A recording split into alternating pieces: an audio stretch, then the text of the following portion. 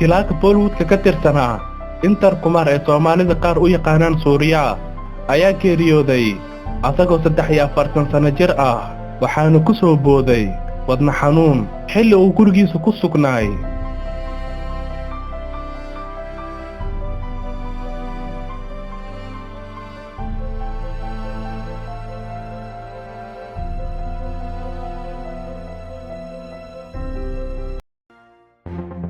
daawadayaal ku soo dhawaada jilaagan Inter Kumar taariikhdiisa oo kooban iyo bilowgiisa jileenka fanka Hindiya.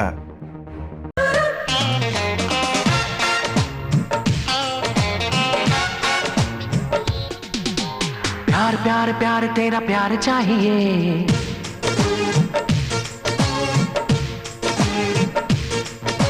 प्यार प्यार प्यार तेरा प्यार चाहिए बेकरार दिल को करार चाहिए प्यार प्यार प्यार तेरा प्यार चाहिए बेकरार दिल को करार चाहिए. Inter Kumar sanadkii 1996 ayuu Bollywoodka ku soo biiray.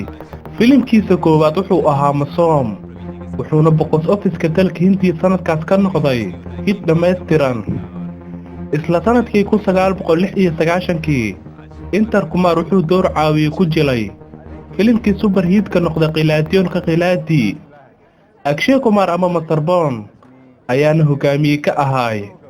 Inter Kumar ayaa filimkan ku matalayay Mr. Bond walaalkiisa ka yar.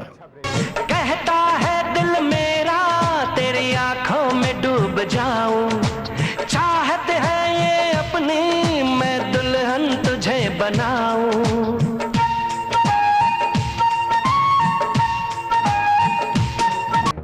daawadayaal ku soo dhawaada Inter Kumar iyo markii uu atoor caawi isku bedelay. Inter Kumar maadaama aflaantii uu hogaamiye ku jilay badankooda guul dareesteen si uusan jilista iyo Bollywoodka uga bixin wuxuu aqbalay inuu hadda kadib filimada door caawiye ama atoor labaad ku jilo. sidaa darteed bilowgii qarnigan wuxuu ka mid ahaay jilayaasha ugu caansan Bollywoodka ee jilo door caawiye ama atoor labaad. filamadii uu atoor caawiye ku matalay waxaa ka mid ah daawadayaal Baaghi. filimkan Baaghi waxaa wada jilayay Sanjay Dutt iyo Aditya Bengali ama Inna Balil wuxuuna soo baxay sanadkii 2000 waana mid ka mid ah doorkiisa ugu caansanaa abid. Inter Kumar filim Hindi ah ku yeesho.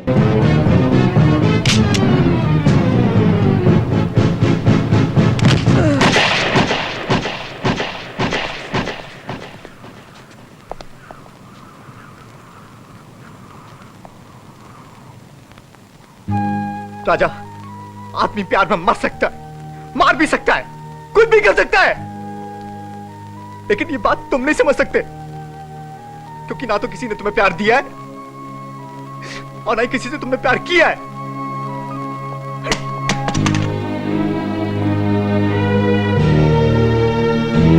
sidoo kale filimadii uu wax ka jila waxaa ka mid ah Kunwara waxaana hogaamiye ka ahay filimkan Govinda iyo Ormila. Kahin Biyarna Ho Jaye filimkan Salman Khan iyo Rani ayaa hogaamiyaal ka ahaayeen. sidoo kale jilaakan Inter Kumar iyo jilayaal kale ayaa wax ka jilayay. Tumkonna Bahol Bayanke filimkan wuxuu ka mid ahay filimada lagu soo xasuusan doono aktarkan waliba wuxuu ku soo bandhigay bandhig cajiib ah.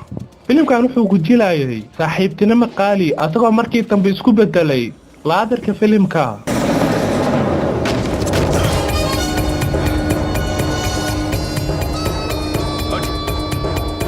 Inter Kumar asagoo aad u yara wareersan oo xitaa weysan filim oo door caawiye ku matalo wuxuu ku soo laabtay filimkii Wanted waxaana filimkan hogaamiye ka ahay Salman Khan. Inter ayaa filimkan ku jilayay Saalu saaxiibkiisa. sidoo kalena doorkiisa filimkan Wanted waa lagu amaanay wuxuuna soo baxay sanadkii 2015.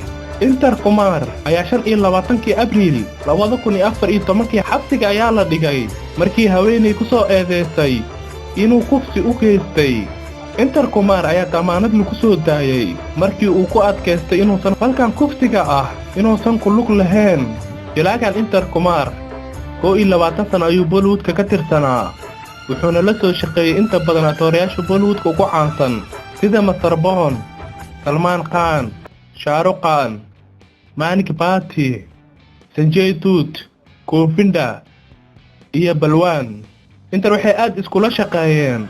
Salman Khan markuu ka hadlay xiriirka kala dhaxeeyay jilaagan geeriyooday wuxuu yiri ma ahayn saaxiibkayga oo kaliya wuxuu ahay walaalkay oo kale qoyskayga ayuuna ka tirsanaa sawiradan ayaa ah sawiro lagu soo xasuusan doono Salman Khan iyo jilaagan geeriyooday Intar Kumar daawadayaal jilaagan waxay isguursadeen sidoo kale waqti kooban wada noolaayeen Kunal Kariya guurkooda wuxuu dhacay sanadkii 2003 balse guurkooda ayaa jiray 5 bil kadib jilaagan waxay isguursadeen Balaafi muddo ay isla noolaayeen lamaanayaashan wuxuuna iska ka tagay ayadoo xaas u ah sidoo kalena waxay u dhashay gabar lagu magacaabo Qushi Intar Kumar asagoo ku sugan gurigiisa xaafadda Andhera ee magaalada Mumbai ayaa wadna xanuun ku soo booday wadna xanuunkaas ayuuna ifka ugu haajiray